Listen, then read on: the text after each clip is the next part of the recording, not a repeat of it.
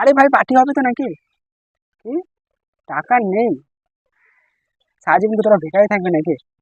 গরিব কোথাকার। আচ্ছা ছাড়, এবারে সবার টাকা ভাই দেবে।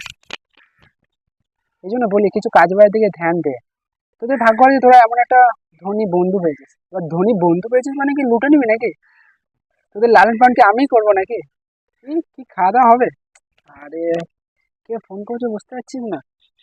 আরে একটু তো এখানে বোঝ যে কে ফোনটা করেছে। তোরা পুরো হিসাব কর যে কোথায় কোথায় খাবো, কি কি খাবো, পুরো হিসাব কর। ওইভাবে খাওয়া হবে। কি টু স্টার হোটেলে?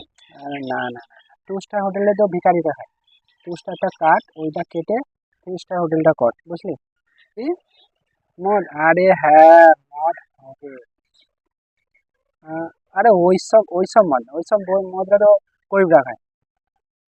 স্যাম্পেনের নাম শুনেছিস? স্যাম্পেন? হ্যাঁ, ওইটা খাবে। এবার ফোন রাখ, ভিখারি কথা।